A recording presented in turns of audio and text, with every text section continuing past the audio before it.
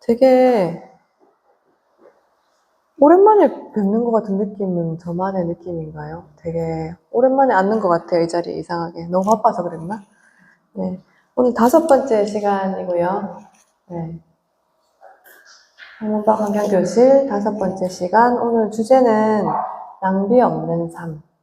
네. 제가 매번 주제를 정해놓고 마주하는 주제마다 조금 많이 괴로워가지고 낭비하는 삶을 살고 있는 사람의 낭비 없는 삶 강의를 듣고 계십니다. 네. 소비와 낭비를 같이 이야기하고 싶다는 생각을 했는데요. 이렇게 일단 소비와 낭비의 차이가 뭘까 한번 잠시 생각해 보시겠어요? 소비하는 삶, 낭비하는 삶 두 개를 놓고 봤을 때 어떤 게 소비고 어떤 게 낭비일까? 소비는 뭘까요? 소비하다. 네. 소비하는 거, 쓰는 거, 사는 거 이런 거 다 소비하는 거. 그럼 낭비는 뭘까요? 불필요한 거, 필요 없는 거, 아니면은 그냥 내가 갖고 싶은 거 이런 거를 그냥 사는 거. 있는데 또 사고 이런 것들이 낭비라고 할 수 있겠죠. 그래서 소비와 낭비를 한번 같이 얘기를 해보고 싶어가지고 저도 경계가 약간 생각해보니까 좀 모호하더라고요. 그거는 소비였나? 낭비였나? 있는데 또 사는 건 다 낭비인가? 이런 생각도 한번 해보고, 그래서 한번 같이 얘기를 해볼게요. 소비와 낭비에 대해서. 네. 첫 번째 주제, 제가 몇 가지를 이제, 낭비 얘기를 하면은 주제가 우리 곁에 어떤 소비와 낭비를 하고 있을까 생각해보니까 첫 번째 떠오르는 주제가 쇼핑이더라고요. 쇼핑이 아까 말씀하셨던 것처럼 소비하는 거죠. 돈을 내고 어떤 물건을 구매하는 것들. 그래서 제가 막 찾아보다가 옛날에 그 쇼핑이 언제부터 쇼핑이라는 말이 있었냐 그런 얘기를 보다가 그 예전에 오래전에 우리가 손으로 어떤 작물을 키워서 먹고 살았던 시대가 있었을 거 아니에요, 과거에. 그때 어떤 채집이나 사냥을 하던 그 시대에 채집 본능, 사냥 본능 이런 것들로부터 나왔기 때문에 인간한테 물건을 구매하고 쇼핑하고 이런 거는 자연스러운 본능이라고도 얘기를 하더라고요. 근데 이게 이제 예를 들면은 조금 전에 얘기했던 거슬러 올라가 보면 그 시절에는 쌀을 사 먹지는 않았을 거 아니에요. 어떤 풀이나 나물이나 이런 것들도 사 먹지 않았던 시절이 있었다는 거죠. 근데 지금은 흘러서 물론 농사 짓는 분들도 계시지만 시장에 가거나 마트에 가서 우리는 쌀을 사오죠, 집에. 엄청 대량 생산을 하면서 누군가는 농사를 짓지만 농사 짓지 않고 사 먹는 사람이 더 많이 늘었다는 거예요. 그래서 사람들이 더 많이 소비를 하게 됐다. 자연스럽게 물건을 구매할 수 있고 우리 집으로 가져올 수 있는데 예전처럼 그렇게 자급자족 하는 건 아니기 때문에 그런 얘기를 했었고 산업화 대량 생산이 되면서 또 달라진 점이 있죠. 예전에는 뭐 전화를 하거나 이렇게 해서 물건을 시키거나 이렇게 한 적도 있잖아요, 예전에. 요즘에는 어떻게 시키세요, 다들? 핸드폰으로 아니면 인터넷으로 쿠팡에서 어느 사이트에서 클릭 한 번으로 그러면은 로켓 배송 해가지고 이틀 만에, 3일 만에 집 앞에 와 있잖아요. 그런 것들이 우리의 그 사고 싶은 욕구를 좀 더 자극한 시간이 많다는 생각을 했어요. 밤에 애기들 재우고 이렇게 핸드폰 하잖아요. 하면서 별로 필요 없을 것 같은데 쭉 계속 보다가 이거 괜찮은데? 클릭하면 다음날 오니까 그 다음날 오니까 되게 손쉬워졌죠. 그래서 조금 생각해봐야 될 거는 우리가 쇼핑을 할 때 어떤 기준으로 물건을 사는지 한번 생각해보면 좋을 것 같아요. 예를 들어서 나는 뭐를 사는가, 어떤 물건을 사는가, 그 물건을 언제 사는가, 그리고 그 물건은 왜 사는가, 이거를 잠깐 생각을 해보시고 나는 물건을 살 때 어떤 기준을 두고 물건을 고르는가 한번 생각해 보시겠어요? 예를 들어서 제가 아는 어떤 사람은 싼 게 최고야. 그래가지고 요즘에는 쿠팡 말고 어떤 중국의 사이트가 있대요. 이름이 기억이 안 나는데 진짜 깜짝 놀란 게 만약에 예를 들어가지고 뭐 텀블러가 있잖아요. 그거 알지 마세요. 제가 그거 아는 순간 들어가 보고 싶었는데 지금 안 들어가고 있거든요. 기억이 안 나가지고. 근데 그 이름을 안 물어봤어요. 얼마 전에 어느 친구가 가르쳐 줬는데 예를 들어서 이런 텀블러가 하나가 있잖아요. 그러면 쿠팡은 좀 싸죠. 가격순, 무슨 순, 뭐 추천순 해가지고 딱 클릭하면은 만약에 내 기준이 가격이다. 그럼 가격순을 클릭을 하잖아요. 그러면 싼 순 순대로 쫙 나오잖아요. 그래서 만약에 이게 5,000원이에요. 제일 싼 게. 이 텀블러가. 근데 그 친구가 가르쳐준 사이트에서는 800원. 막 이런 거예요. 중국의 사이트인데. 그리고 배송도 총알 배송이에요. 그런 거죠. 너무 쇼킹한 거예요. 그래서 이게 뭐야? 막 이랬더니, 니 모르냐고 다 안다, 요즘에 엄마들이. 그러니까, 싹 다 비교를 해보고, 쿠팡에 있는 게 여기도 있다. 그럼 여기서 사는 거죠. 어떻게 보면 합리적인 소비라고 할 수 있는데, 그거를 엄청 대량으로 많이 사는 거예요. 거기서 쟁이는 거죠. 가격의 기준을 둔다는 말이에요. 그래서 그런 사이트가 제가 우스갯소리로 와, 거기 진짜 개미지옥이겠다. 파도 막, 물건도 엄청 많고. 하여튼 그 회사는 중국에 있다 하더라고요. 그리고 심지어 다 한글로 돼 있어요. 그래서 들어가서 그냥 사면 바로 집 앞으로 오는 그런 사이트도 있더라고요. 그래서 쇼핑을 하실 때 나는 어떤 기준을 제일 먼저 두시는 것 같아요? 어머니? 물건 살 때. 아니면 뭐 음식이나 아이들 뭐 사줄 때나 이럴 때. 보통 가격을 제일 먼저 보죠. 가성비 이런 말도 하고 가격 대비해서 또 기능도 생각하게 되고 어떤 것 같아요? 일단 하려고 마음먹었으면 꼭 필요한가? 꼭 필요한가? 없어도 살 수 있나요? 꼭 사야 돼. 진짜 그래서 한수이다. 근데 그걸 또 그때는 다시 사고 싶었는데 시간이나 한이 지나면 생각해보면 없어도 괜찮네 라는 생각이 들 때가 있죠. 그래서 만약에 고르면 진짜 말씀하신 것처럼 이 가격과 내가 필요한 물건들이 가치가 어느 정도 돼 있으면 너무 비싸잖아요. 그래서 어떠세요, 혜나 씨는?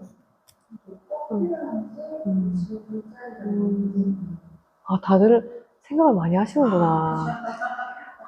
부끄럽네요, 갑자기. 네. 그래서 어떠세요, 사모님은요? 그냥 필요하면 비슷비슷하죠. 저도 그런 것 같은데 근데 저는 강의 준비하면서 그 전에 이런 주제로 강의를 한다는 게 저도 제대로 사는 사람은 아니잖아요, 사실. 근데 그 전에 삶을 처녀 때부터 쭉 거슬러 올라 생각해 보니까 저는 되게 좀 많이 그냥 어렸을 때는 돈이 없었던 것 같아요. 집에 막 부자도 아니고 그냥 기본적인 생활만 하고 살았던 것 같은데 대학하고 돈을 벌게 되면서 대학 졸업하고 이게 이제 내 마음대로 할 수 있다. 이런 생각이 엄청 강했던 것 같아요. 내가 돈을 벌어서 내가 쓸 수 있다. 그때 생각해보면은 별로 이게 생각을 안 거치고 쇼핑을 했던 것 같아요. 예쁘다. 이러면은 그냥 사서 입고.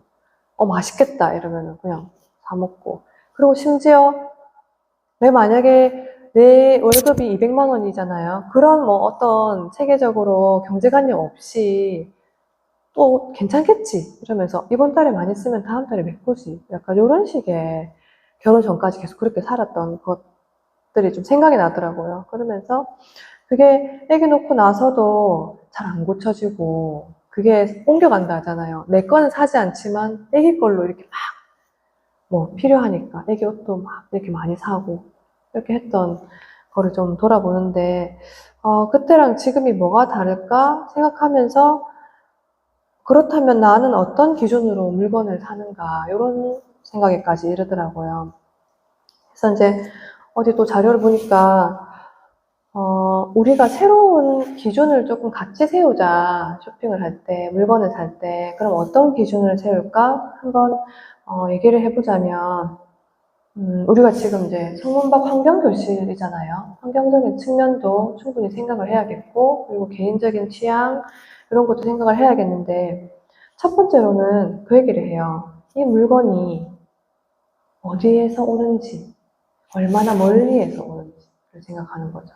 이 물건은 아까 얘기했던 그 쇼핑 사이트처럼 비행기를 타고 오느냐, 아니면 우리나라에서 오느냐, 더 좁게 들어가면 우리 지역에서 오는지, 아니면 화물 트럭을 통해서 저 멀리 다른 지역에서 여기까지 오는지를 생각을 처음 하면 좋겠다고 하더라고요. 그래서 지난주까지는 우리가 지난주에 자본주의 이야기 했었죠. 그런 생각이나 우리 마음을 좀 건드리는 그런 얘기를 많이 했었는데, 이번 주부터는 실제를 좀 하고 싶다 해서, 이런 실천 관련 부분들, 그래서 쇼핑을 할 때 첫 번째로 얼마나 멀리서 오는 물건인가를 생각하라고 해요. 그래서 거기에 이제 전문 용어가 하나가 들어가는데, 그렇게 그 물건이 나한테 오기까지 얼마나 많은 탄소 발자국을 남겼을까? 로 생각을 하거든요. 탄소 발자국이라고 하는 게, 물건이 여기까지 오는데, 어쨌든 만들어져서 이동을 하잖아요. 그 이동하는 동안에 이동 거리가 멀면 멀수록 탄소 배출이 많다는 거죠. 그냥 생각해봐도 비행기를 타거나, 아니면은 뭐 배를 통해서 오거나, 해외에서 오더라도, 아니면 다른 지역에 와서 왔을 때 트럭으로 배송되는 것들, 그런 것들이 거리가 멀면 멀수록 탄소 배출량이 많더라. 해서 이런 말을 얼마나 멀리서 오는가 이런 얘기를 하고요. 그 생산자들이 화물 트럭으로 만약에 물건을 이렇게 배송을 한다, 옮긴다 이렇게 하면은 한 그 1km당 900g 정도 탄소 배출을 한다고 해요. 900에서 950 사이에 평균. 그런데 이제 물건을 수입을 해가지고 컨테이너선으로 이렇게 오잖아요.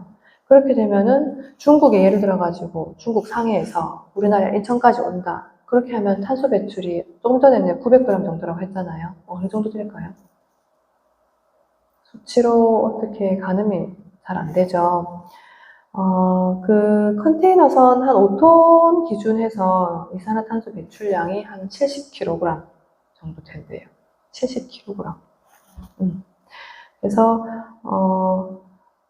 그렇다면은 얼마나 멀리서 오는가를 생각했을 때 어떤 소비를 추구해야 될까? 혹시 답이 떠오르세요?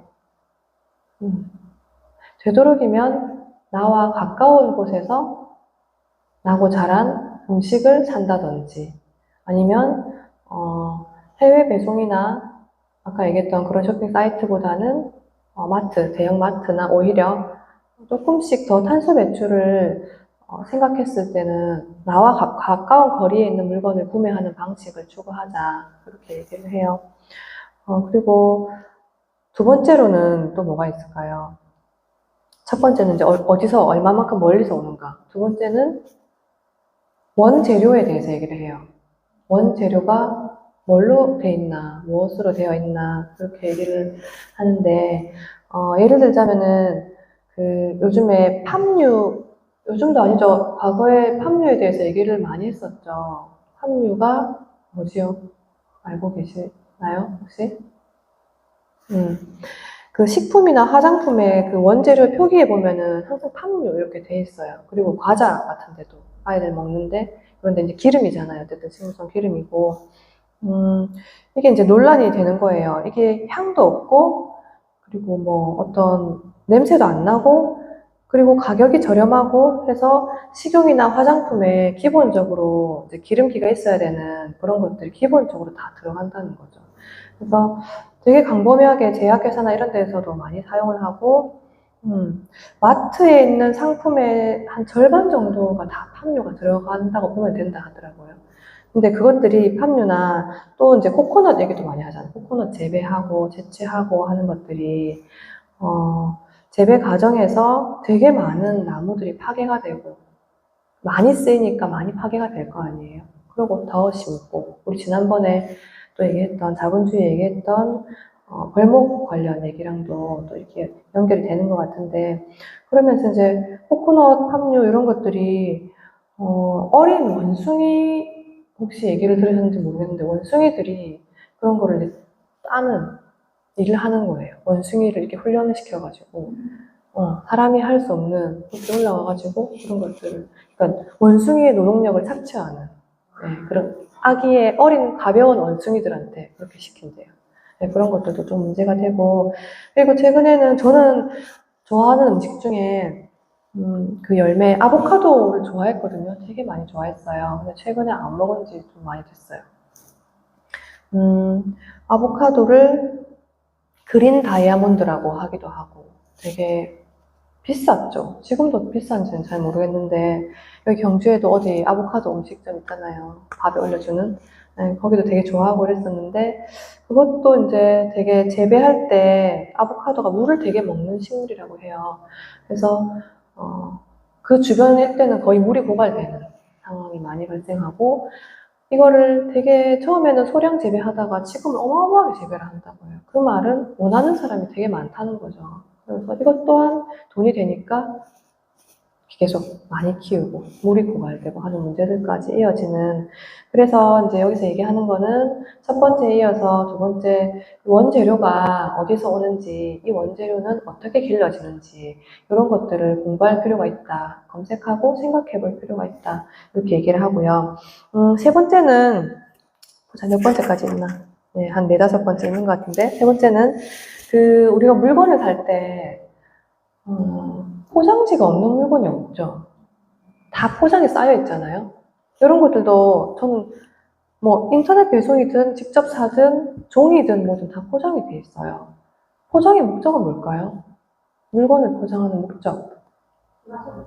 네, 파손이 안 되기 위해서 첫 번째 중요하죠. 두 번째는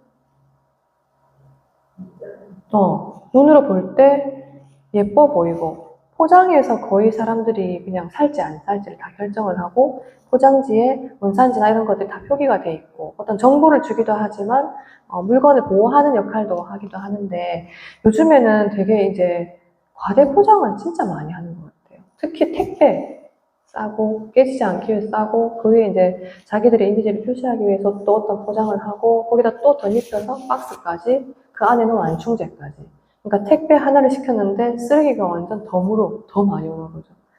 그러니까 이거 하나 시켜서 쓰레기는 쌓이고 같이 쓰레기까지 받아서 나는 쓰레기를 버리는 일까지 또 해야 되는 거예요. 네. 그런 생각을 했을 때 그 물건의 포장이 적절한가, 과대 포장이 아닌가, 이런 생각을 또 해보라고 하더라고요. 거의 포장재의 절반 이상, 뭐 한 절반 훨씬 넘죠. 다 플라스틱이잖아요. 종이를 제외하고는 비닐도 플라스틱의 또 일종이고, 네, 그런 것들을 포장을 최소화한 기업의 물건을 사자, 이렇게 얘기를 해요. 최근에는 저는 지금 이제 또 다른 이제 환경으로 하는 친구들하고 활동을 하고 있는데, 지난주에도 이제 마켓을 장터를 했었는데요. 보셨었죠? 거기서는 지향하는 게 무포장을 지향하자고 해요. 그래서 그 전날에 집에 있는 신문지를 좀 많이 접었었거든요. 어쩔 수 없이 그 싸가야 되는 것들, 뭐, 채소를 팔 때도 담아가야 될 그 가방이나 주머니를 안 가져온 사람들은 신문지에 담아갈 수 있도록 신문지 이렇게 봉투처럼 만들어 보기도 했어요. 그리고 용기를 내자, 뭐, 용기 내 이런 말을 하는데 항상 그 차에는, 트렁크에는 플라스틱 용기나 어떤 용기들을 들고 다니면서 포장하지 않고 여기에 넣어주세요. 그런 용기를 낸다. 이런 의미도 있고, 내가 용기를 내민다. 이런 의미로 얘기를 하기도 하고요. 또 시장에 갈 때나 마트에 갈 때는 우리 뭐 들고 가죠, 요즘에? 장바구니를 챙겨놔라. 저도 일상이 안 돼가지고 처음에 되게 힘들었는데, 그냥 생각해보니까 계속 차를 타고 다니는데 차에 꽂아놓으면 되겠다, 여러 개. 그래서 뒤에 트렁크에 항상 이제 그렇게 꽂아놓는 일상을 이렇게 지내는데, 그래서 우리가 물건 살 때 포장은 적절한가의 부분을 조금 고민을 하고 사자, 이렇게 얘기를 해요. 그리고 좀 전에 택배 얘기를 했지만 택배를 어떻게 하면 조금 덜 시키고 아니면 뭐 한 번에 묶음 배송이라든지 이런 거를 할 수 있는가 그런 거에 대한 고민도 했으면 좋겠다 하고 얘기합니다. 자, 네 번째는 첫 번째가 뭐였죠? 얼마나 멀리서 오는가 그 물건이. 두 번째는 원재료에 대해서 생각을 해보자. 세 번째는 포장이 적절한가까지 했어요. 네 번째는 뭘까요? 네 번째는 저는 이거 약간 되게 그냥 알고 있을 것 같은데도 스스로가 좀 약간 충격적인. 내용은 충격적이지 않아요. 근데 제 스스로가 좀 그랬는데, 만약에 이런 오일이나 어떤 물건을 살 때 사잖아요. 그러면은 이 물건이 쓰임을 다 하잖아요. 다 쓰잖아요. 다 쓰고 나면은 어디로 갈까? 다 쓰고 나면 이거 어떻게 되는 거지에 대한 생각이 별로 없었던 것 같은 거예요. 물건 살 때. 다 생각하시죠, 그렇게. 저만 생각 안 하는 건가? 그동안 좀 그랬던 것 같아요. 그래서, 이거 다 쓰고 나면 어떡하지? 이런 생각을 많이 못 했던 것 같아요. 근데 이 문구를 딱 보고는, 나부터가 이 물건의 쓰임에 대해서 깊이 생각을 안 했던 것 같다. 수명을 다했을 때 이 물건을 어떻게 처리할 건지에 대한 부분, 고장이 났을 때 어떻게 할 건지에 대한 부분, 그리고 거기에 쭉 이어지면은 이건 오래 사용할 수 있는지를 생각을 하는 거죠. 물건의 수명이 정해져 있다고 얘기를 하면 이 물건은 처음에 구매할 때부터 고민을 할 수 있는 거잖아요. 이거 오래 쓸 수 있을까? 이런 고민. 그 다음에는 이거 만약에 오래 쓸 수 없다면 재활용 되는가? 그 다음에 재활용해서 이거 분리배출하는데 괜찮은가? 하는 문제.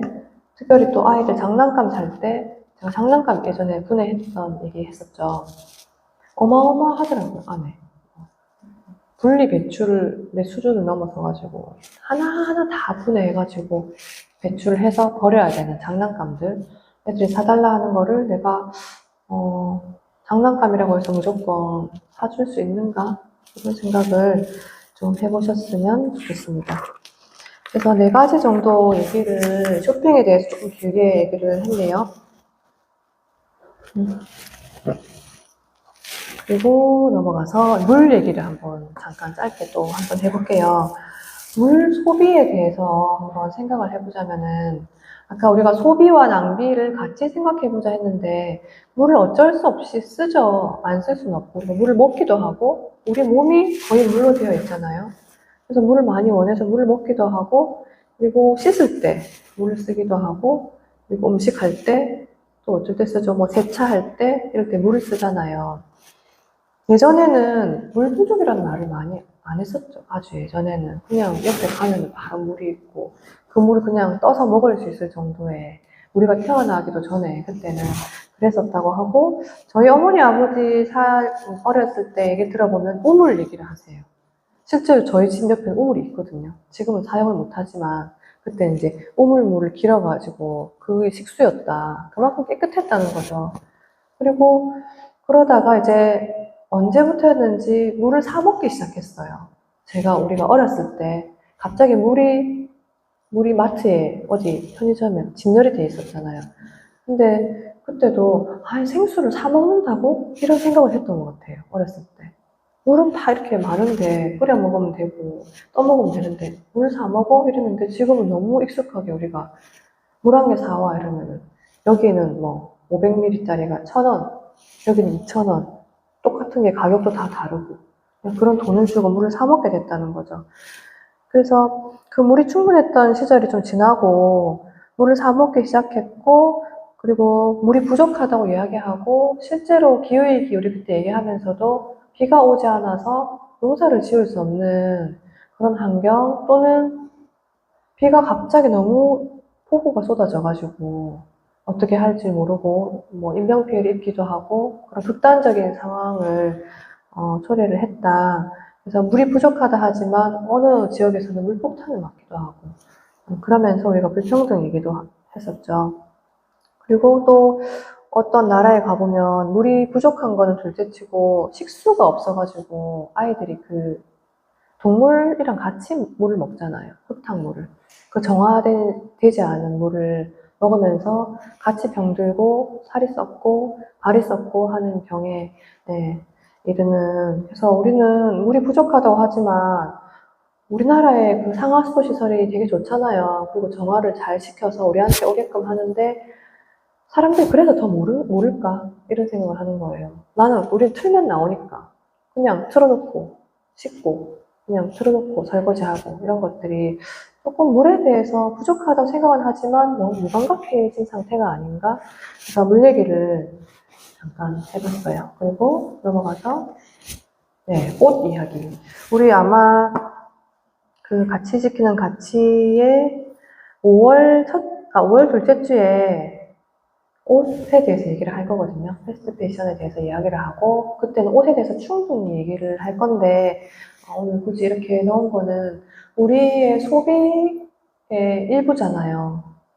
어떤 사람은 옷을 되게 좋아해서 소비의 거의 뭐 70%, 80%를 옷에 막 이렇게 쓰는 사람도 있다고 하고, 그래서 최근에 교회에서 그리고 저쪽 공동체에서 이렇게 하는 일들이 옷을 돌려 입자 얘기를 하면서 저희가 활동도 많이 했었죠. 네, 저도 지금 입고 있는 것들이 다 동생한테 물려받은 옷인데 오늘 보니까 이런 뭐 치마라든지 상의라든지 요즘에는 막 떨어져서 못 입지는 않잖아요. 그리고 실제로 우리가 한번 해보니까 다른 사람이 입었던 옷들을 이렇게 걸어놔도 손이 가더라는 말이죠.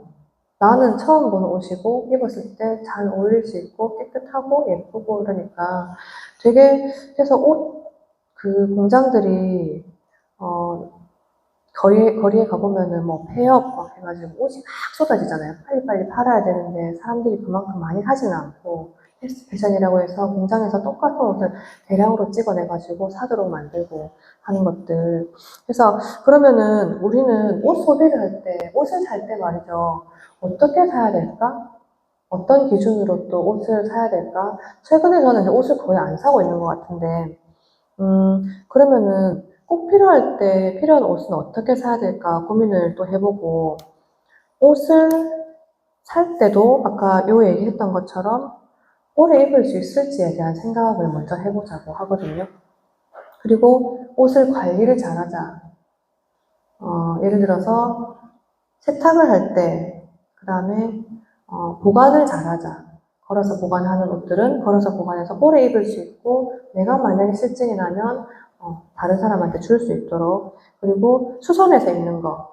최근 들어가지고는 이제 같이 공동체하고 있는 친구들하고는 되살림 바느질이라고 해서 저는 사실 바느질 잘 못하거든요. 근데 한 선생님이 바느질하는 선생님이 계시면서 그게 이제 어떤 활동의 일부가 됐어요. 집에서 구멍 나가지고 못 입는 것들을 가지고 와서 도움을 받고 그거를 이제 어떻게 하면 된다고 가르쳐 주시면 그거를 되살려 입는 거죠. 양말도. 지금도 저희 집에는 엄청 바느질 할 게 되게 많은데 저는 아직 바느질이 좀 서툴더라고요. 그래서 수선해서 입고 바느질 얘기를 하면 뭐 덧대서 입고 짜기워서 입고 이런 또 얘기를 합니다. 그리고 또 충전재 있잖아요. 충전재도 어떤 충전을 해서 이렇게 더해서 입고 리필해서 입고 그다음에 단추 같은 것도 떨어지면 저도 그냥 놔뒀던 것 같은데 단추도 사실 모양이 일정하지 않아도 되잖아요. 생각의 기준을 좀 바꾸면 그냥 여러 개 다른 단추가 달려있어도 괜찮고 이런 생각의 전환들이 좀 옷을 구매할 때 좀 필요하지 않나 하는 또 마음이 드네요. 그 다음에 또 빼놓을 수 없는 게 음식이죠. 음식. 네. 우리가 먹는 데 지출을 많이 하잖아요. 만들어진 음식을 사 먹기도 하지만 거의 집에서 많이 해 드시죠. 식재료를 사가지고 음식을 해 드시는데 아마 지출 중에 그때 우리 그 자본주의 강의하고 돈 얘기하면서 지출 중에 엄청 큰 부분을 차지하는 것 같아요. 음식 관련된 부분이. 그러면서 그때 기억하실지는 모르겠지만 우리 그 세계의 인구의 8억 명 정도는 굶는다. 기아에 허덕인다. 그런데 먹지 않고 버려지는 음식들이 거의 3분의 1 정도는 버리는 음식이라고 보면 된다고 얘기를 해요. 그래서 우리가 음식을 어떻게 하면 적당히 만들어서 잘 소비하고 버려지는 게 없도록 만들까 하니까 저도 이거는 조금 실천해보고 싶어가지고 다 잘하고 계시고 아실 수도 있는데 그 냉장고 얘기를 하더라고요. 냉장고 앞에 목록을 만들어라. 냉장고에 뭐가 들어있는지 적어라. 이렇게 얘기를 해요. 아니면은 장을 봐왔을 때부터 적어 놓는 거죠. 음식 목록을 쭉 적어 놓고 쓸 때마다 하나씩 지우는 거예요. 그럼 냉장고를 계속 안 열어봐도 되잖아요. 과일 칸에 뭐 있더라? 계란 몇 개 남았더라? 뭐 우유가 있나? 또 열어보고 또 열어보고 애들도 가가지고 우유 줘. 우유 없어. 있나? 모르는 거죠. 그리고 냉동실에도 툭 하면은 이제 안 되면 쉴 것 같아 이러면 다 봉지 싸가지고 냉동실에 넣고 이렇게 하잖아요. 그렇게 하기 전에 냉장실에 있는 목록들을 보고 먼저 소비해야 될 것들을 체크하는 거죠. 체크. 저도 실천을 해보려고 이거 강의 준비하면서 이렇게 적어봤고, 냉장고를 여닫는 횟수가 줄어들면 여튼 좋은 거죠. 전기도 절약이 되고 아이들도 헷갈리지 않고 장 볼 때도 좋고. 그래서 그런 말 하거든요. 주부들은 냉털 이런 말, 냉장고 털기. 한번 그냥 재료 확 해가지고 남은 거 다 털어서 비빔밥 하거나 볶음밥 하거나 그렇게 하는데, 그래서 이제 소비 기한이 임박한 음식부터 먹을 수 있게 이렇게 체크리스트를 좀 만들어라. 그리고 장 보러 갈 때는 장보기 목록을 적어라. 요즘 핸드폰 있으니까 적어서 가도록 기본적으로 하고 계시는 것들. 그리고 이제 두 번째는 요즘에 그 SNS에서 좀 핫하던데요. 음식 사진이 되게 예쁘게 잘 올라오잖아요. 맛있는 음식들이. 그 마크로비오틱이라고 얘기를 하던데 통째로 먹으라고 하거든요. 뭐 농약, 뭐 잔류농약 이런 거 얘기하는데 지금 우리가 환경교실 할 때는 유기농이 몸에 좋아서가 아니라 그 전에 말씀드렸던 것처럼 우리가 어떤 농법을 지시하느냐의 문제라고 했잖아요. 유기농, 무농약을 음식을 사 먹는 거는 조금 비쌀 수 있어도 그런 식재료를 사서 그 솔 같은 걸로 채소 같은 것도 호박, 그 다음에 감자, 고구마 이런 것도 깨끗이 씻어서 통째로 먹으라고 해요. 껍질을 벗기지 않고 당근 이런 것들 음식물 쓰레기도 안 나오겠죠. 그렇게 되면 제가 아는 그 식물식 하시는 어른은 가지 또 생걸로 드시고 생채식을 하시는데 감자는 물론이고요. 그 감자 본연의 맛을 또 껍질이랑 생거를 통째로 드시는 분도 계시더라고요. 그래서 음식물 쓰레기가 나올 수가 없는 거죠. 양파는 썰어서 그 뿌리가 난 부분은 모아놨다가 씻어 말려서 채수로 쓰고 조금 더 쓸 수 있도록, 그리고 꼭 버려야 되는 것들, 양파 껍질 같은 것도 물을 한 번 더 우려내서 육수로 쓴다든지 이런 것들 좀 생각을 음식과 연결을 해서 음식 쓰레기가 좀 덜 나오게 하는 것들을 한번 같이 생각해 보면 좋을 것 같고, 장기로 보관해야 되는 음식들을 하고 계시죠. 건조시킨다든지 아니면은 뭐 냉동을 시킨다든지 표고나 무청 같은 거는 우리가 시래기 이렇게 말리잖아요. 그런 것들 썩혀버리지 않게 건조시키는 방법, 냉동시키는 방법. 그래도 또 남는 음식 내가 너무 식재료가 많고 음식을 만들었는데 너무 많다 이런 것들은 우리 어제 이렇게 했던 것처럼 다 같이 모여서 먹는 방법. 그렇게 해서 이제 식재료를 한번 소비하는, 그렇게 얘기를 합니다. 네. 사진인데요. 이거 기억나세요? 지난 장에 이렇게 체계장을 팔았어요. 그리고 저거는 귤인데 제주에서 온 귤이네요. 이렇게 이제 지역에서 나거나 근처에서 난 음식들로 이렇게 음식을 만들어서 먹었던, 그 장터에서 먹었던 음식을 이렇게 사진으로 한번 보여드려봤고요. 그렇다면은 우리가 지금 이렇게 얘기하는 것들이 낭비 없는 삶에 대해서 이야기하지만 결국에는 친환경적인 삶으로 가자. 이런 게 약간 뭐 작은 목표라면 목표일 수가 있겠는데, 그러면 친환경이란 또 어떤 걸까? 제가 영상을 하나를 볼 건데요. 이게 영상이 한 10분짜리인지 모르겠는데 중간에 끊을게요. 한 4분, 5분에서. 우열을 가리키는 팽팽한 적자. 그런 게 우리가 내에서도 말씀하는 소리 없어서 수고하고 있었어요. 영화를 나오고 살아가는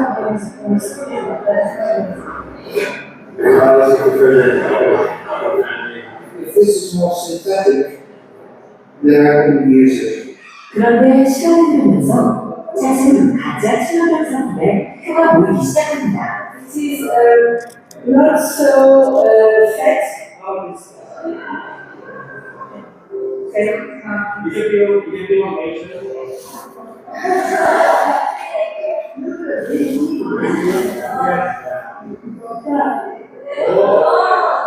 This is the reason why I will say like so. Okay? 하지만 이후 친환경 상품의 진위력을 의심하는 사람은 없었죠.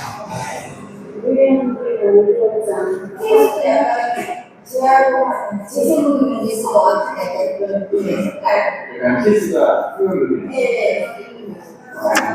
친환경이니까 아무래도 도움이 되겠죠? 그러니까 믿어야지.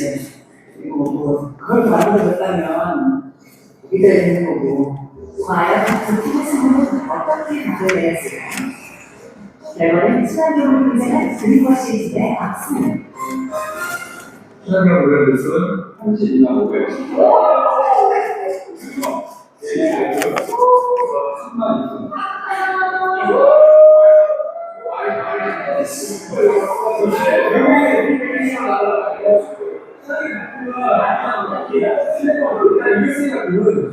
기분 좋은데, 이게 친환경 땡기지만 이게 마트 하나로 소비자를 한테 전에 이제 공유되지 않은 것들에 그런 걸로 신뢰를 주고 소비자들이 이렇게 신뢰를 받고 산다는 거에 대해서 많이 놀랐던 것 같습니다.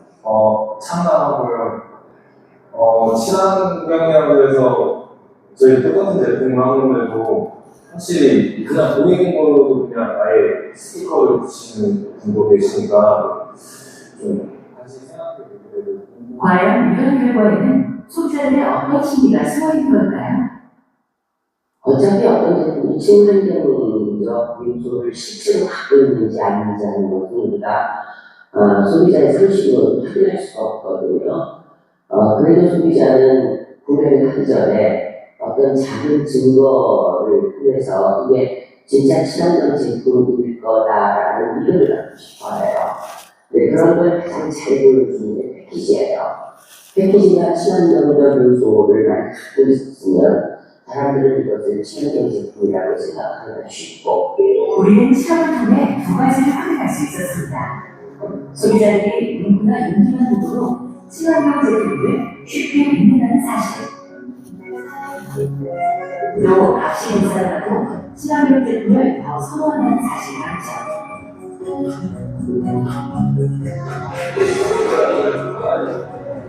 그렇다면 똑같은 상품을 더 비싸게 파는데도 소비자들이 친환경 제품을 선택하는 데는 어떤 소망이 숨겨져 있을까요?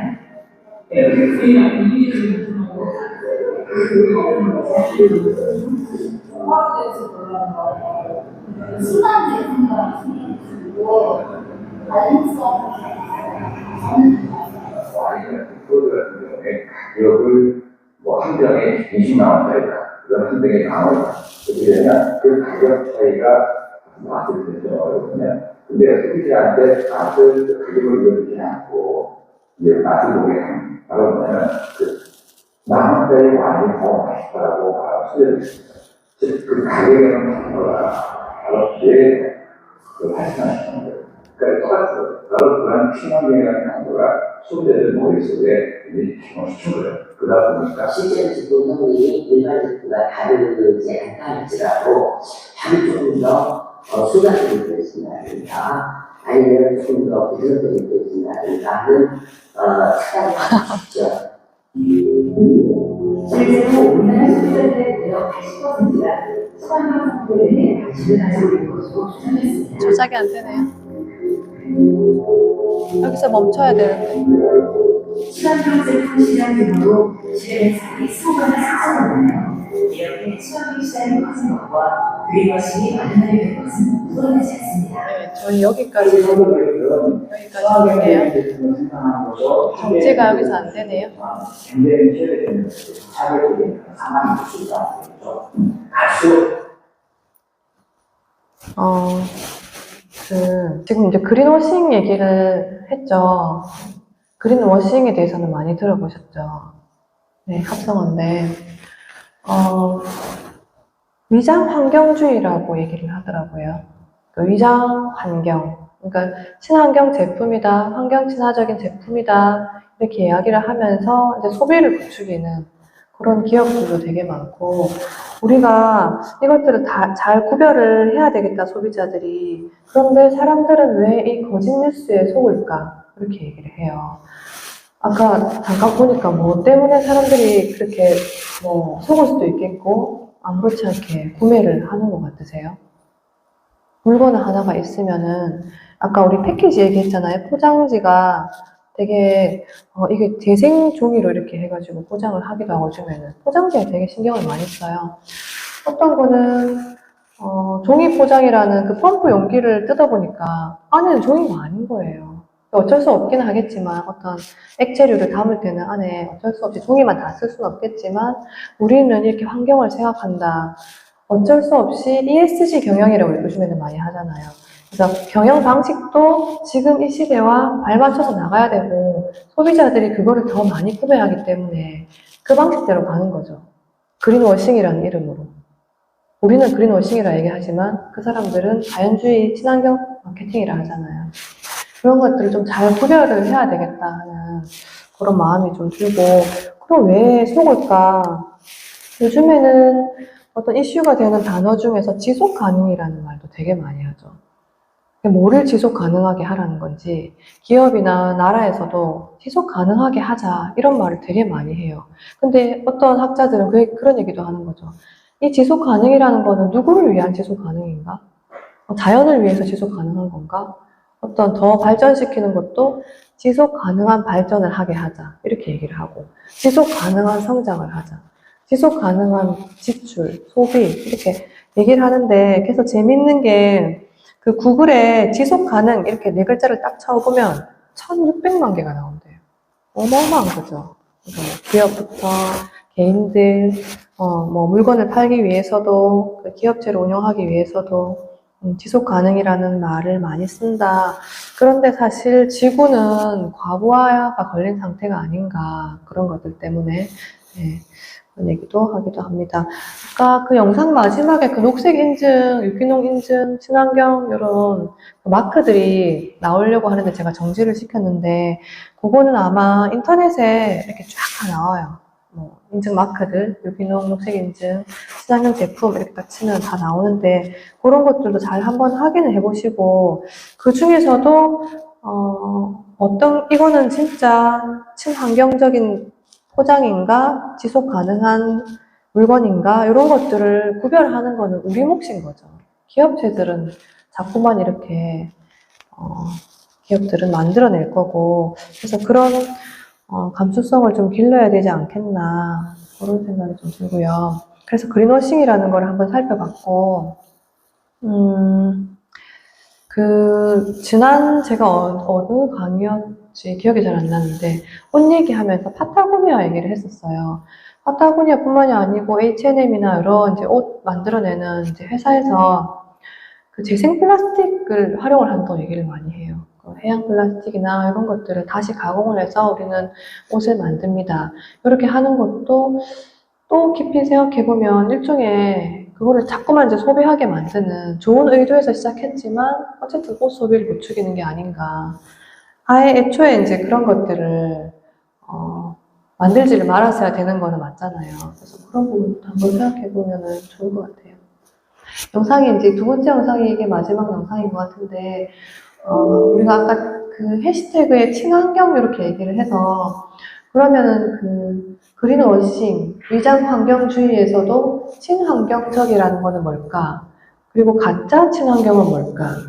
이렇게 영상이 나오거든요. 친환경에 대한 관심이 많은 만큼 친환경 경영을 선언하고 실천에 옮기는 기업들도 늘고 있습니다. 그런데 친환경 효과를 가장하거나 거짓을 승부하는 가짜 친환경 사례도 있어서 정확한 판단 기준이 필요하다는 질문하고 있습니다. 한정입니다. 최근 대형 커피 프랜차이즈는 재사용법 친환경 이벤트를 진행했습니다. 일회용법 사용을 줄이기 취지였는데 다회용법은 수십 회를 사용해야 친환경 효과를 볼 수 있습니다. 일반 플라스틱이랑 똑같은 폴리프로필 재질이라고 보시면 되겠습니다. 똑같은 일회용법으로 양산만 돌아오지 않을 거예요. 생산물을 여러 개 수확하는 인데 지구를 살린다는 홍보문구가 쓰여 있어서 소문은 다르지 않습니다. 친환경적인 디자인의 요소가 그 쓸모없는 한마디로 말장난이고 생물 소비하는 생분해된다는 비닐 포장재와 포크는 실제로는 일반 쓰레기가 다름없습니다. 일정 온도에서 일정을 기다렸거나 분해가 되는 시간을 거쳐야 되는데 비닐 안에 좀 시간이 없고 일반 쓰레기를 버리는 게 없어요. 종이면을 강조하지만 안에는 플라스틱이 들어있는 경우도 있습니다. 개념 소비 확산으로 친환경을 내세운 마케팅과 제품들이 쏟아지고 있는데 각자 친환경, 우리가 그린워싱에 대한 논란이 퍼지고 있습니다. 이전에 쓰던 거와 다르지 않는데 그거를 홍보 방식이나 표현 방식을 통해서 좀 겉으로만 그렇게 표현하고 있잖아요.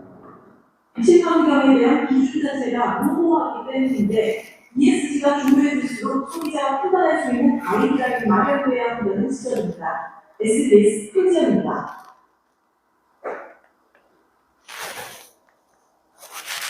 네, 그래서 그린워싱, 위장 환경주의, 거짓, 가짜 친환경 이렇게 얘기를 하잖아요. 그럼 어떻게 판단을 해야 될까요? 어떻게 판단을 할 수가 있을까요? 가이드라인을 제시해줘야지. 그렇죠. 그런데도 이제 물건을 살 때 저도 좀 손이 가더라고요. 그런 물건에 손이 가는 거죠. 근데 판단 기준이 가이드라인이 있다 하더라도 기본적으로는 예전에는 그랬던 것 같아요. 친환경적이기 때문에 하나쯤 사둬도 되겠지 하는 생각에만 머물러 있었는데 진짜 이것마저도 꼭 필요한 건지 생각해 볼 필요가 있겠다. 적어야 적어대로 친환경으로 사람들이 계속 이제 요구하는 방향대로 가면은 좋겠지만 우리는 친환경이라고 해서 그 물건을 꼭 사야 되는가 이런 생각까지 좀 하면 좋겠다는 생각이 들고 그린워싱에 이어서 그 감정에 대해서도 한번 이야기를 해보면 좋을 것 같아요. 저는 낭비와 소비를 주제로 하면서 우리가 그 비단 이게 물건 소비에만 국한되는 것이냐 낭비하는 게 소비하는 게 요즘에는 감정, 마음 부분도 너무 애를 써서 많이 낭비를 하잖아요.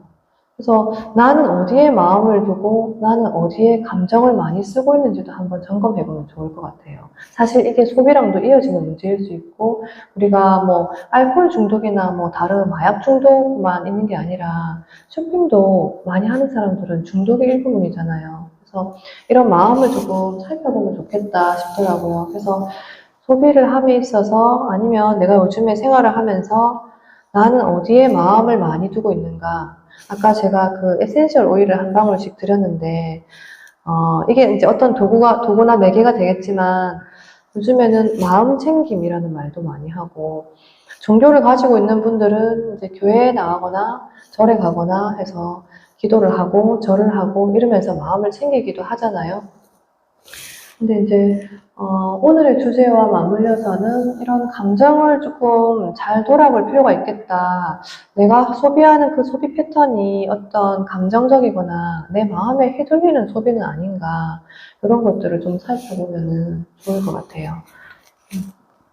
그래서 우리가 그때도 소비는 감정이다 이런 얘기도 지난 강의 때 한번 자본주의 강의 때 했었죠.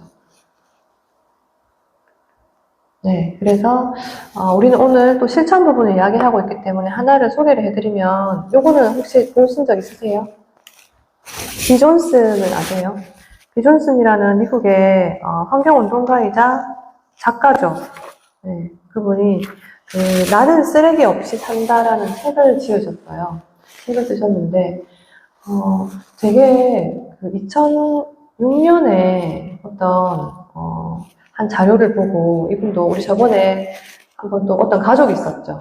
쓰레기 플라스틱 없이 산다 하는 가족이 있었는데 이분도 약간 그런 데 자극을 받아서 그 실천가로 환경운동을 하면서도 완전히 이제 실천가로 사는 분인데요. 여자분이고 되게 한동안에 그 이슈였고 유명했어요.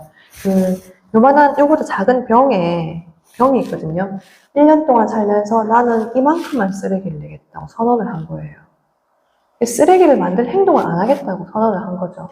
그러면서 실제로 1년 뒤에는 진짜 병을 들고 쓰레기를 1년 동안 요 안에 나로 인해서 발생되는 쓰레기는 요 안에 이만큼만 내겠다 하고 그런 삶을 사는 사람이 이런 이제 그 5R, 5R이라고 하는 운동을 선언을 했고 거기 내용을 살펴보면은 이분은 이제 집안의 모든 물건들을 최대한 오랫동안 사용할 수 있고 재사용할 수 있는 물건들로 처음에 시작할 때 싹 다 바꾸고 시작했대요.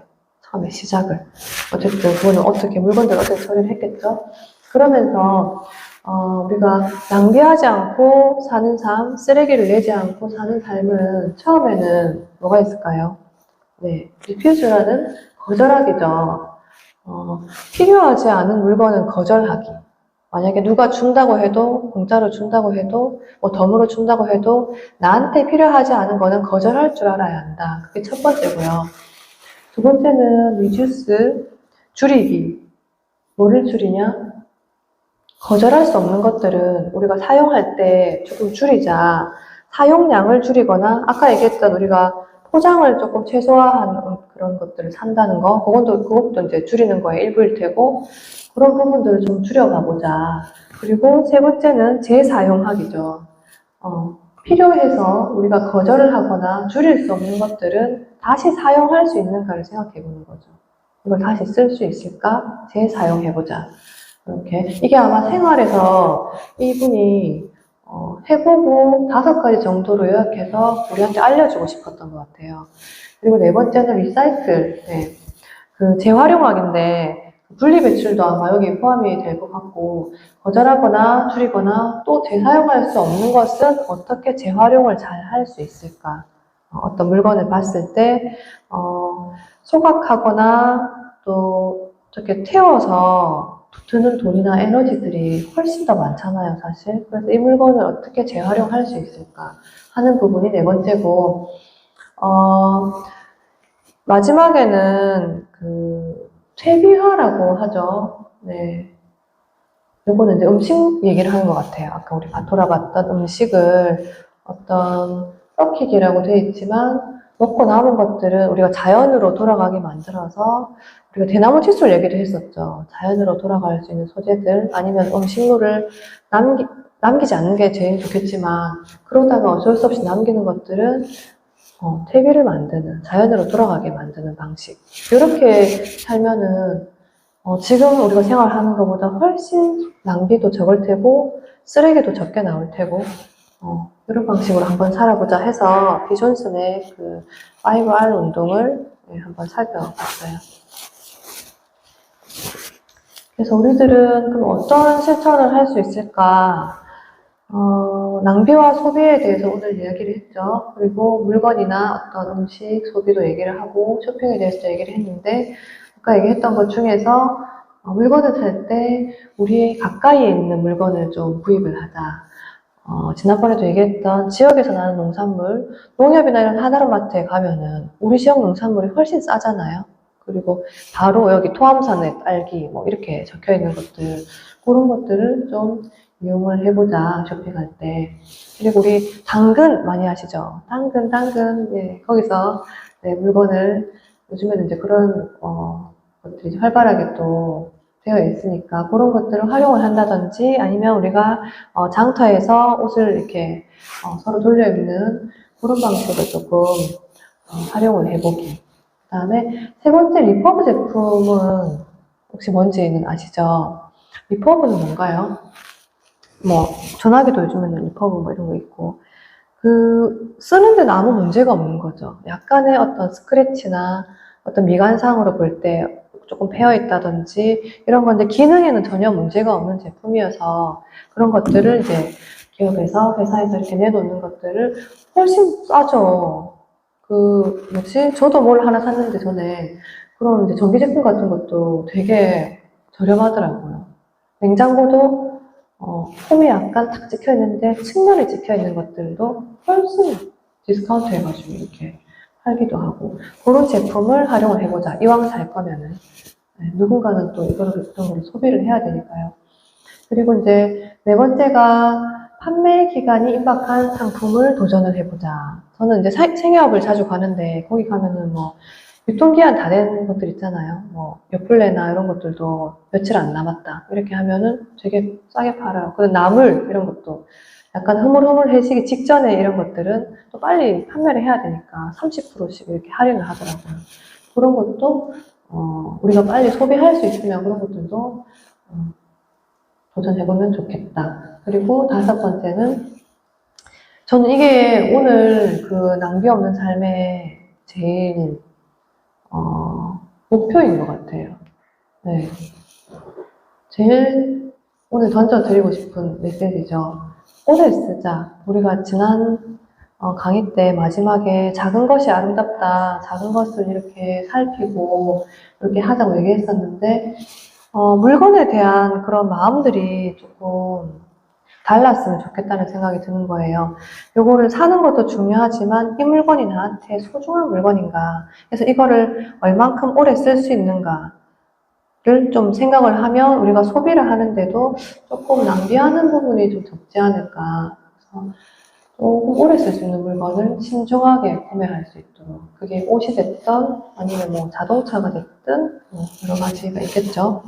그래서 이런 실천 부분들을 우리가 한번 어떻게 보면은 되게 가볍고 누구나 할 수 있을 것 같지만 또 놓쳤던 부분도 좀 있는 것 같아요. 저 역시도 준비하면서 내가 이런 거는 진짜 많이 놓쳤구나. 오래 쓰기도 최근 들어가지고 몇 년 사이에 이렇게 막 좀 깊게 생각을 하지 그런 생각 안 했던 것 같은 거예요. 입었다가 또 마음에 안 들면 놓아주지 뭐 이렇게만 생각했었다.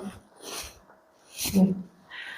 그래서 이제 그 사진이 지난 토요일 날에 우리 수풀이라는 같이 활동하는 분들과 수풀장을 했어요. 그 무포장을 지향하고 쓰레기 없는 장터를 했었거든요. 그래서 이렇게 뭐 지역 농산물이나 우리가 음식을 만들어서 내기도 하고 누군가는 또 빵도 만들어 오고 그런 것들을 재료도 항상 그 좋은 재료들로 이렇게 만들어서 장에 오는 사람들한테 어떤 제로 웨이스트나 환경 실천 부분의 가치를 전달하는 데 초점을 좀 맞춰서 조금 우리가 수익이 적고 남기는 게 적더라도 그런 가치를 텀블러 하나 쓰는 거, 그다음에 포장 없이 가져가는 거를 체험이라도 좀 해보게 하자 해서 이런 장터를 계속 하고 있어요. 한 2, 3개월에 한 번씩 하고 있고 우리 아이들이 또 저렇게 보고 있죠. 엄마가 어떻게 장터를 하는지 또 사람들이 어떤 방식으로 물건을 사는지 이런 거를 고스란히 애들이 다 보고 있다는 거죠. 근데 이런 애들은 이런 게 일상이 되면 나가서 물건을 살 때 익숙하지 않은 방식 있잖아요. 그냥 봉지 확 다 담아오거나 필요 없는데 비싼 것도 막 사거나 하는 것들이 우리가 애들한테 사지만 안 돼, 돈 없어 하는 것보다 살아있는 현장인 거예요. 근데 애들이 여기 있는 게 되게 저는 좋더라고요. 그래도. 네. 그러니까 우리가 얘기했던 그 탄소 발자국 이야기하면서 어디에서 온 물건인가. 이것 역시 그날 장터에서 보면은 경주 산내의 장사골이라는 곳에서 재배한 표고버섯을 이렇게 그람 단위로 달아가지고 우리 그날 신문지 봉투에 담아서 팔거나 뭐 다른 거 들고 오시는 분들은 가방에 담아드리기도 하고 이렇게 했었고요. 익숙한 분인데 제가 얼굴은 안 찍었는데 이렇게 이제 꽃 포장도 비닐 포장하지 않고 신문지에 자기가 필요한 만큼 담아갈 수 있는 그런 것들. 들고 계신 거는 샌드위치도 저렇게 이제 쟁반에다가 이렇게 담아서 먹고 가져갈 시에는 종이에 포장해가지고 담아갈 수 있게 하는 것들. 한 선생님께서 집에서 이렇게 케이크를 만들어 오셨어요. 우리가 생각하는 생크림 케이크는 아닌데 요 안에 이제 재료를 보니까 아까 사모님 말씀하셨던 그 마스코바도 설탕 그 얘기가 또 있는 것 같고 올리브 오일, 유기농 과일, 당근, 예시원 청란이라는 거는 그 예시원이라는 자연농 하시는 선생님이 계시는 거기에 이제 1000개가 낳은 알이죠. 청란, 그다음에 한살림에서 파는 쌀가루 이렇게 한 조각에 3,000원씩 이렇게 알았어요. 이것도 되게 인기가 좋았는데, 전 재료를 이렇게 적어서 사람들한테 알리는 것도 저는 하나의 그 홍보의 일부라고 생각하는 게 다른 홍보라는 게 아니라 어디서 왔냐는 거죠. 그리고 어떤 과일이라는 거죠. 그냥 시중에서 그냥 막 이렇게 파는 과일이 아니라 유기농 과일이라는 거에 대해서도 한번 생각을 해보고, 한살림이라는 또 물건을 파는 곳에서는 어떤 물건을 파느냐. 절대 그 외국에서 들여오는 식재료나 어떤 원재료 같은 거를 허용을 안 하는 그런 곳이잖아요, 한살림은. 그리고 예지원 청라는 또 우리 지역에서 나는 알을 신선한 걸 가져와서 만들었다. 이렇게 표시를 이렇게 해주셨어요.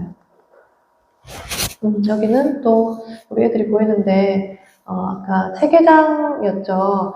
우리 나중에 육식, 동물권 뭐 이런 얘기도 하겠지만, 굳이 고기를 쓰지 않고도, 우리가 고기를 먹지 않고도 충분히 맛있게 영양가 있는 음식을 또 먹을 수 있다. 그래서 체계장을 또 하는 선생님께서 맛있게 만들어 오셔서, 그날 이제 오셨던 분들이 되게 맛있다고도 사가기도 하시고, 그 자리에서 이제 밥에 말아가지고도 드리고, 가져가고 싶은 분들은 통을 빌려드리거나 아니면 통을 가져오신 분은 통에 담아가지고 훨씬 더 이렇게 이게 5,000원이야? 이러면서 통이 크면은 사실 더 많이 담아드리고 싶잖아요.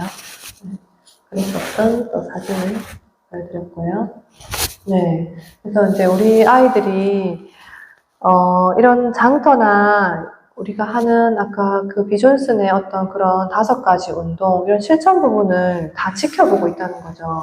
그래서 이렇게 데리고 다니는데 안 시켜도 그냥 뭐 물론 은유가 청소를 잘하진 않아요. 방해가 돼요. 그날도 막 이렇게 막 건들리기도 하고 했는데 그냥 한켠에서 지켜보고 있다는 거가 저는 되게 이게 우리가 실천을 해야 될 이유가 아닌가? 엄마를 보고 아이들이 자라고 있구나. 나중에는 아이들의 그런 입에서 툭툭 던져지는 말들이 그때 그랬었지 이런 말을 많이 해요. 그때 선생님이 어떤 케이크를 만들었었는데 그거 맛있었지 이렇게 하거나 뭐 장에서 누가 왔는데 어디에 담아갔잖아 뭐 이런 얘기들 들으면서는 이런 것들을 아이들과 함께 앞으로도 꾸준하게 실천을 해야겠다 이런 생각을 합니다. 그래서 오늘은 그 낭비 없는 삶에 대해서 이야기를 했는데 낭비 없는 삶이 우리가 부족한 삶인가 생각을 해봤어요. 낭비를 하지 않는다는 거는 어떤 건가? 많이 불필요한 것들을 많이 내지 않고 불필요한 것들을 많이 사들이지 않고 가지지 않는다는 건데 결국에 마지막에 보여드렸던 그런 장터의 모습이나 애들의 모습을 봤을 때 서로 더 풍요로워지는 거죠. 다른 사람이 입던 옷을 내가 가져왔더니 너무 괜찮은 거예요. 나는 옷을 사고 싶은 욕구를 억누르지 않았거든요. 그런데 괜찮은 거예요. 마음이 좋은 거예요. 그런 면에서 되게 낭비 없는 삶이라고 하는 거는 결국 우리 다 같이 풍요로운 삶이 되지 않나 이런 마음을 또 가져봅니다. 네, 마지막 슬라이드인 것 같은데 그래서 오늘은 여기까지 이야기를 하는데요. 이 강의를 준비하면서 참 우리가 지금같이 이렇게 풍요로운 시대가 또 있을까? 정말 이런 시대에 코로나가 닥친 게 정말 다행인가? 기후위기가 닥친 게 어쨌든 대응을 할 수 있는 과학적인 기반이 돼 있고 사람들이 먹고 살 수 없을 정도로 그랬던 시절에는 마음의 여유가 많이 없었는데 그래도 조금 이렇게 실천할 수 있는 마음들을 모을 수 있지 않을까? 물론 풍요로워서 그런 마음이 생기는 건 아니지만 그래서 그 예전에 귀하게 여겨졌던 것들 있잖아요. 예를 들면 아까 얘기했던 물이라든지 옛날에는 소금도 진짜 귀했잖아요. 그 책에 보니까 그런 얘기도 있더라고요. 뭐 신라랑 당나라가 싸우는데 소금을 가지고 소금 전쟁을 하는 거죠. 그때는 이제 그게 돈이 되고 하니까 염전을 놓고 싸우기도 하고 그랬던 것들이 지금에는 너무 사소한 그냥 소금 없어도 괜찮잖아요. 뭐 다른 대체할 것들도 있고 보잘것없는 것들로 여겨지지 않았나 이런 마음이 듭니다. 제가 이번 강의 때 책 소개를 별로 안 드렸는데 책을 좀 들고 왔어요. 집에 보니까 제가 읽던 책들이 되게 많더라고요. 몇 권을 들고 왔는데 저는 그 바질이라는 데서 이렇게 책이 주제가 계속 바뀌어요. 기후위기, 환경 관련해가지고 이번 주제가 쇼핑이었거든요. 근데 별로 그렇게 글이 많지는 않아요. 뭐 중간중간에 그림도 있고 사진도 있고 한데 던지는 메시지들이 되게 확 와닿더라고요. 이런 이미지로도 전달이 잘 되는구나 싶어서 마침 주제가 저희 강의랑 딱 이렇게 시기가 맞물려가지고 제가 되게 도움을 많이 받았던 책이고, 그 다음에 이 책은 그때 저희 장터에서 선생님들이 읽고 내놓으신 책을 제가 가지고 왔어요. 안에 내용은 정말 그냥 일상적인 것들인데 제목이 작고 단순한 삶의 진심입니다 하는 책이거든요. 이것도 가져가셔가지고 읽어보셔도 좋을 것 같고, 민들레라는 그 교육 벽월간지를 제가 한 10년 전부터 구독을 하고 있는데, 제가 오늘 좀 책 장사 같네요, 이렇게 얘기하니까. 네. 이 책은 이제 교육 관련된 책이기도 하지만, 요 안에 제가 두 가지 내용을 매번 주제가 바뀌거든요. 2017년도하고 2020년도에 다뤘던 주제가 하나는 서로를 살리는 윤리적인 소비고요. 하나는 기후위기와 삶의 변화가 주제예요. 그래서 이번 강의 때도 이거를 한번 다시 읽어봤는데 이 부분도 같이 나눠봐도 좋을 것 같아가지고 책을 제가 놓고 갈 테니까 들고 가셔서 한번 읽어보시면 좋을 것 같습니다. 그래서 오늘은 이제 여기까지 이렇게 하고 혹시 어떠셨는지 몇 분 안 되시니까 한마디씩 또 얘기 나눠보고 그렇게 마칠게요.